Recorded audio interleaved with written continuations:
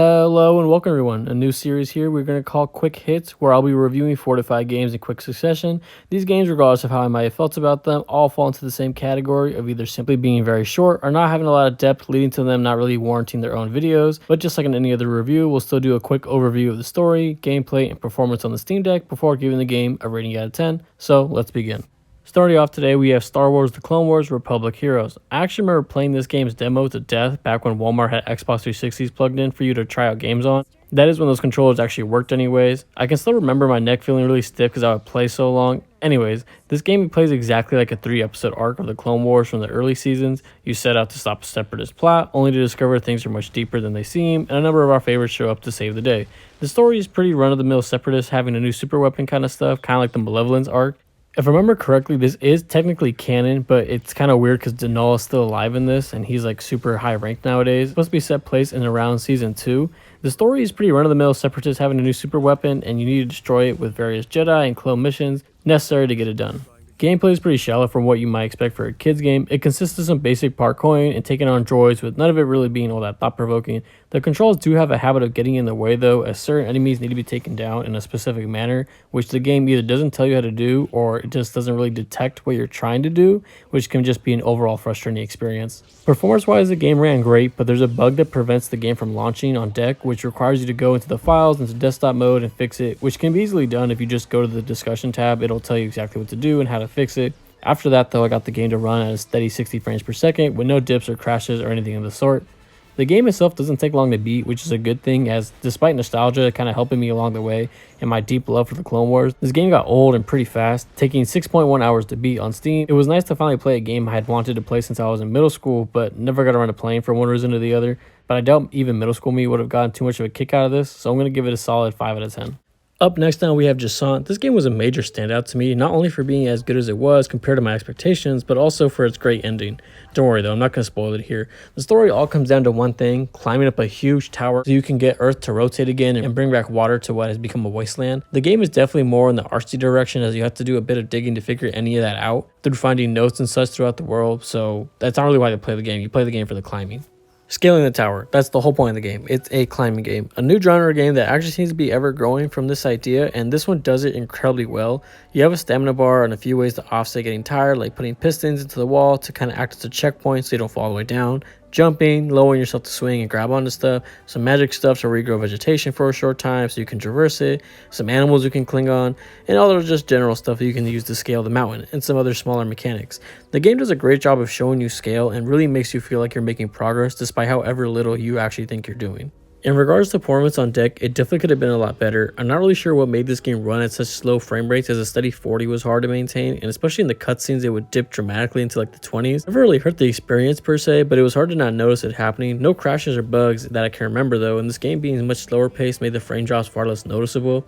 Again, when there's just like stuttering, a little bit of texture pop in and stuff like that, and then just the frame rate dropping out of nowhere, it is just something you have to know, especially for a game that's supposed to be Steam Deck verified.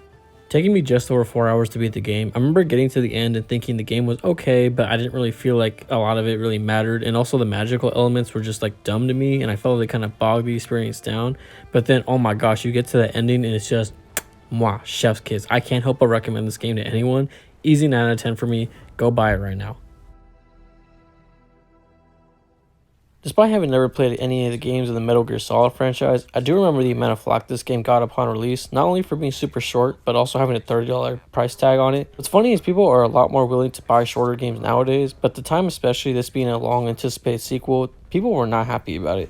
Playing it now in 2025 though, it's crazy how well this game has stood the test of time, not only with how great it looks, but also with just how expertly crafted the base was. Story-wise, it's just an evac mission basically to get these two characters I know nothing about out of there, and then they all have some sort of intel with them of some kind. That's really all I can tell you, seeing as this is what it kind of just is. This being the 5th game in the series, and this being my starting point, I mean, I really can't expand upon that. Gameplay-wise, it plays like your standard third-person shooter with a heavy emphasis on stealth and having the Metal Gear Solid flair to it. There's a handful of missions, like I mentioned, ranging from rescues to killing certain targets, espionage, and intel collection, all having a normal and hard mode, which basically just takes away your gadgets besides a knockout gun. Performance was great on the deck, as one might expect, and I had it running on the highest settings without any frame drops, bugs, or glitches. It really couldn't have ran better. So in the end, I put about 4.5 hours into the game, playing each of the missions a few times, and it honestly was really fun.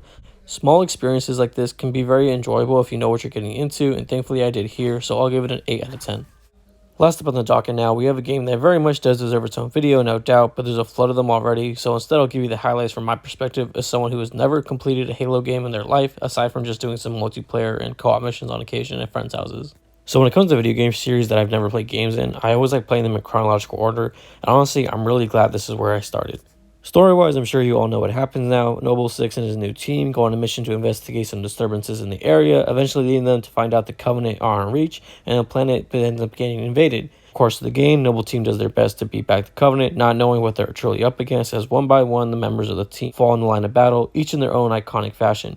Gameplay-wise, it's pretty standard stuff here for both Halo games and FPSs alike, aside from the Halo-centric abilities that you can equip throughout the game, though to be honest, I just had sprint enabled most of the time, so nothing exciting there.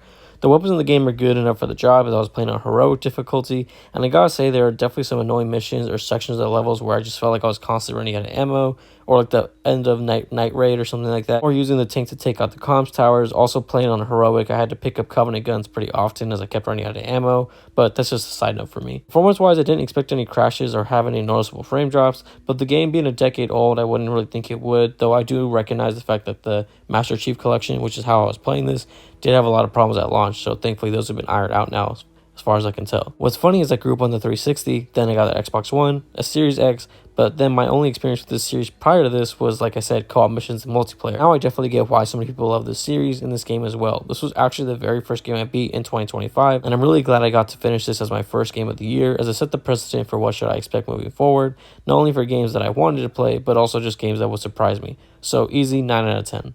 But that's going to do it for today, guys. I hope you enjoyed the first rendition of Quick Hits, as I'll be sure to make more of these episodes along the way.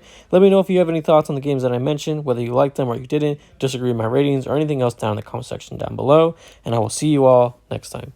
Peace.